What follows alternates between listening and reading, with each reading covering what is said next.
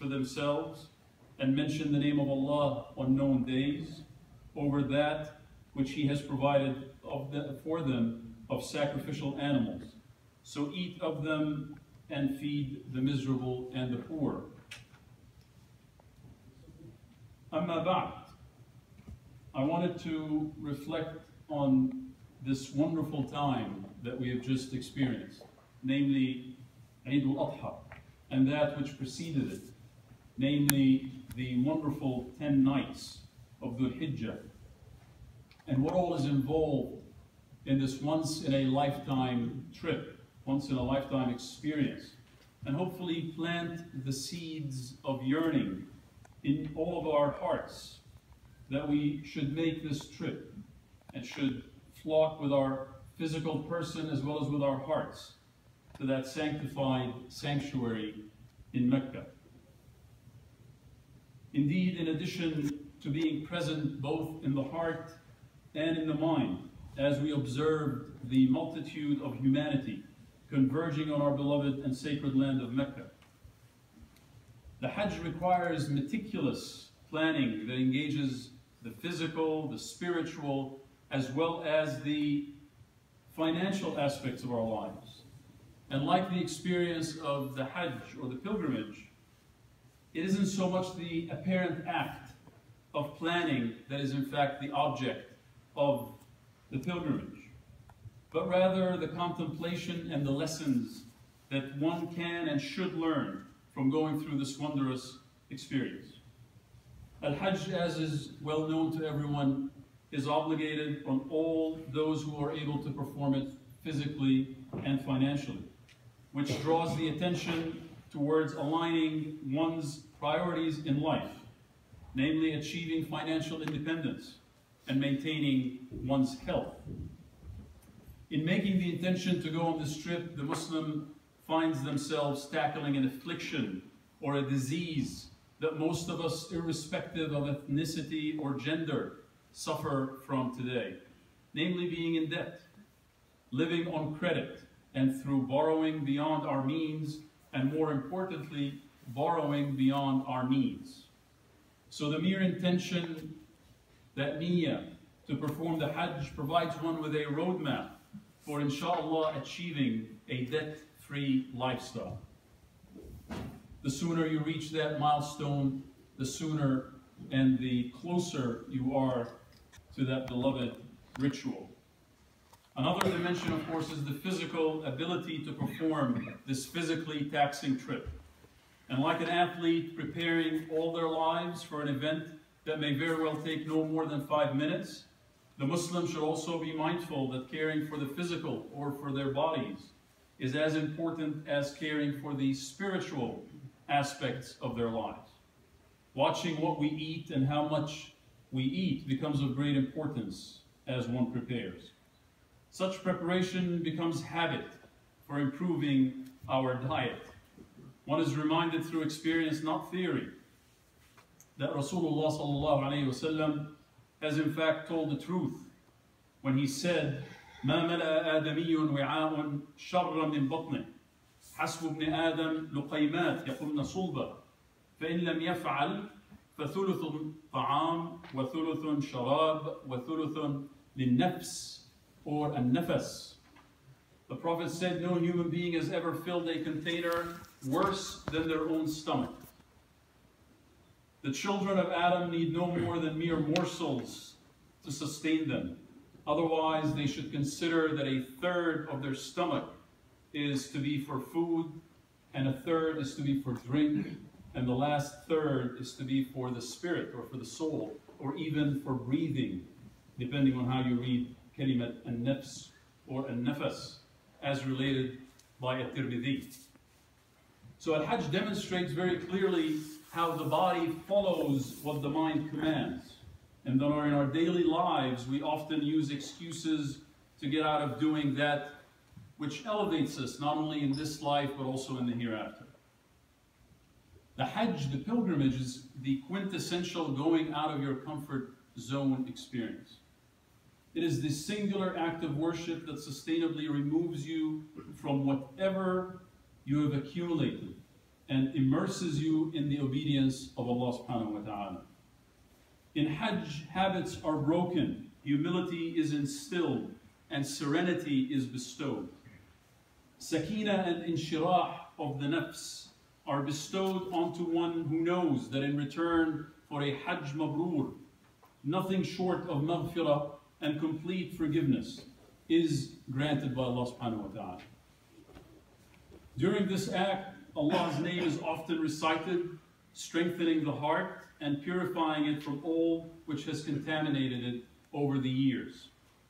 As Allah subhanahu wa ta'ala says, في كتابه الكريم, ألا بذكر الله تطمئن القلوب. During the Hajj, one also learns the importance of knowing the ahkam or the rules of this religion, but not to the extent of encumbering themselves with undue hardship, as sometimes happens in our daily lives, where the focus becomes on the minute details while the big picture is completely lost. The Prophet ﷺ was known, especially during the Hajj, to ease the sometimes self-imposed hardships that pilgrims entered themselves into. During the Hajj, he was known to often tell those who asked him when they had postponed a part of a ritual or they might have transgressed in one way or another, and Rasulullah would simply say, "If'al wala haraj," proceed with that which you have done without reservation nor fear. Rasulullah was also known to say, when describing this faith of ours, he said, "This religion is solid," or "this religion is firm, but enter it with ease. إن هذا الدين متين فأوغلوا فيه برفق." So the purposeful act of leaving one's home for the pilgrimage resembles the shedding of the daily routine and the escape to Allah subhanahu wa ta'ala and His path. The act of ihram upon reaching the miqat, or that respective boundary that each pilgrim enters into, reminds the person of their own unique boundary that they will undoubtedly reach when this life ends and the next one begins. And the state of wearing the simple ihram clothing for men instantly reminds the person, as well as those looking upon the pilgrims, of the shroud that will envelop all of us when this journey ends. The Hajj gives a preview, a sneak preview to the pilgrim and to everybody gazing at them, the inevitable, that which strengthens his or her faith in Allah subhanahu wa ta'ala's sunnah.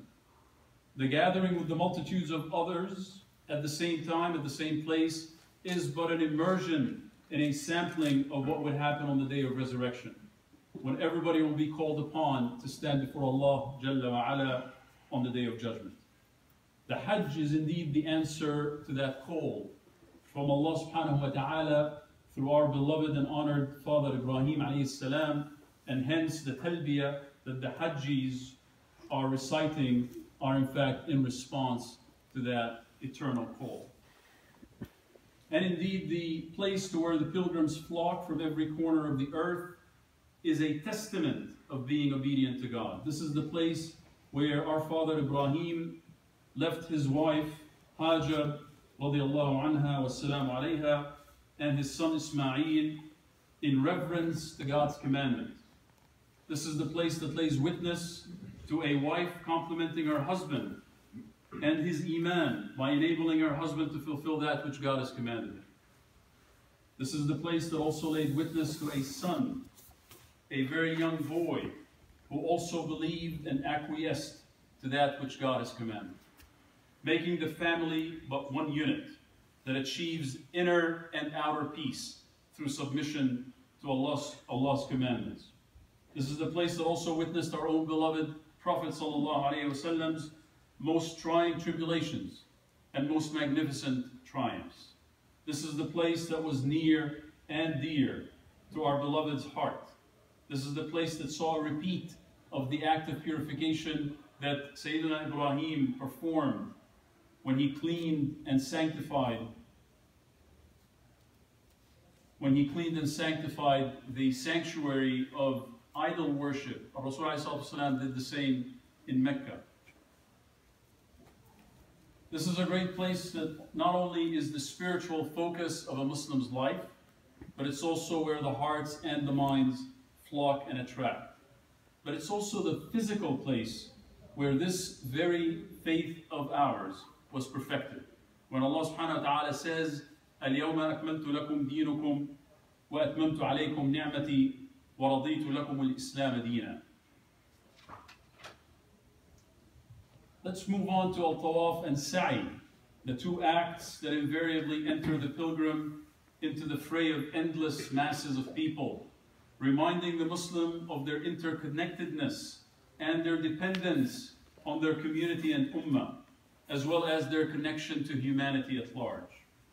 You only perform that tawaf as fast, or in this case, as slow as the rest of the ummah is performing it. And the more organized and orderly the ta'ifin are, the faster and the smoother the whole process is. And conversely, the most disorganized and the more disorganized and the more selfish the crowd is, the slower and the more tedious the process becomes for everybody. Going to Muzdalifah to collect the pebbles that a person will cast at Mina affords the pilgrim the opportunity to not only get their hands, or in this case fingers, into the soil of the earth, but to do so in a deliberate and sustained manner as they search for just the right size pebble to collect for Rami al-Jamarat. A person who would otherwise never permit themselves to mentally think nor actually touch the earth beneath their feet, they not only do so, but they happily are doing so as an act of obedience to Allah subhanahu wa ta'ala. And in so doing, we are all reminded of our origins and where we came from, and to where we shall return. SubhanAllah, mere pebbles become the most important possession for the person during that time and that place, demonstrating that the value of an object is not innate to that object, but rather we bestow it upon that object. And in that is a great lesson, لِقَوْمٍ يَعْقِلُونَ. One will be exposed to numerous situations, some of which are obvious, while others may not be. And every one of them will test Allah's commandment to avoid argument or jidal. And this commandment of avoiding arguments makes the pilgrim cognizant at all times and in all situations of their ihram.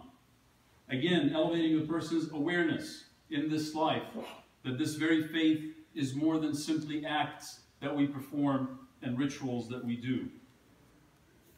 Another dimension is, of course, the act of exiting the state of ihram in a gradual manner.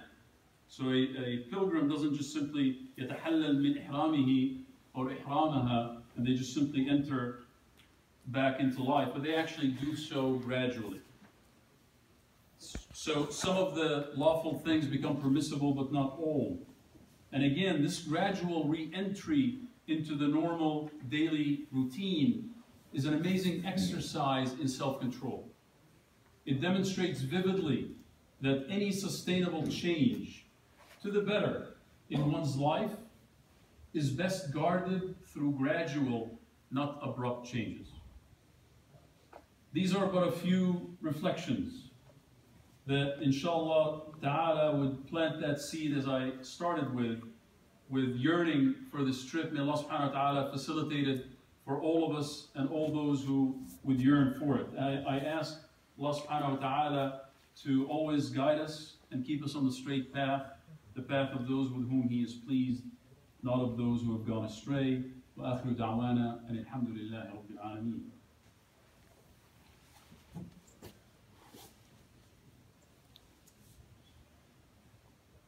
بسم الله والصلاة والسلام على رسول الله.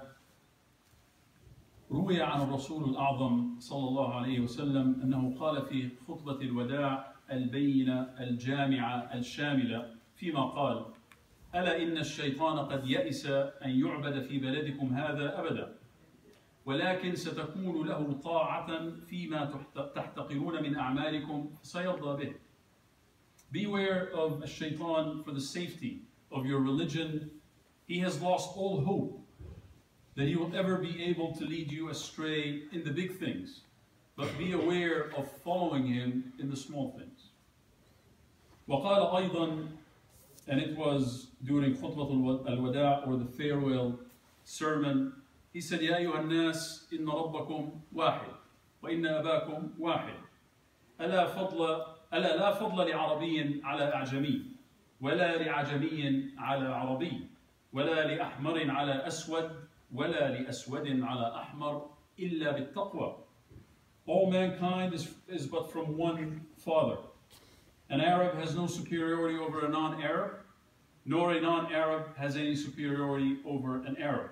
Also, a white has no superiority over a black, nor a black has any superiority over a white, except by piety and by good actions. Learn that every Muslim, and indeed every human being, is a brother or a sibling to you. Nothing shall be legitimate to a Muslim which belongs to a fellow Muslim unless it is given freely and willingly. Do not therefore do injustices to yourselves. اللهم اجعلنا من عبادك الذين كرمت ورفعت ولا تزغ قلوبنا بعد إذ هديتنا وهب لنا من لدنك رحمة إنك أنت الوهاب. إن الله سبحانه وتعالى وملائكته يصلون على النبي يا أيها الذين آمنوا صلوا عليه وسلموا تسليما. اللهم صل على سيدنا محمد وعلى آل سيدنا محمد كما صليت على إبراهيم وعلى آل سيدنا إبراهيم إنك حميد مجيد. اللهم ردنا إلى دينك ردا جميلا. اللهم آت أنفسنا تقواها وزكها أنت خير من زكاها أنت وليها ومولاها. اللهم إنا نسألك موجبات رحمتك وعزائم مغفرتك والغنيمة من كل بر والسلامة من كل إثم. لا تدع لنا ذنبا إلا غفرته ولا هما إلا فرجته ولا دينا إلا قضيته ولا حاجة هي لك رضا إلا يسرتها يا رب العالمين. اللهم اشف مرضانا وعافي مبتلانا وارحم موتانا. اللهم أحينا على الإسلام وأمتنا على الإيمان. Allahumma, you're oft forgiving, generous, and love forgiveness. Absolve us and forgive us all of our sins. And make best our last actions on this earth. We ask that you aid the afflicted and make us the tools of that aid. Allahumma, nothing is difficult that you've made easy. We ask that you ease all of our difficulties and facilitate all of our affairs, the affairs that draw us nearer to you. O our sustainer, let not our hearts swerve from the truth after you have guided us, and bestow upon us your gift of grace. Verily, you are the true giver of all gifts. O Allah, we seek protection with you from worry and from grief, and we seek protection with you from helplessness and laziness, and we seek protection with you from cowardice and from stinginess, and we seek protection with you from the overpowerment of debt and from the oppression of men. Allah commands justice, the doing of good, the liberality to kith and to kin, and He forbids all shameful deeds and injustices and rebellions. He instructs you that you may receive admonition. إن الله يأمر بالعدل والإحسان وإيتاء ذي القربى وينهى عن الفحشاء والمنكر والبغي يعظكم لعلكم تذكرون ولذكر الله أكبر وأعز وأجل وأعظم. أقم الصلاة.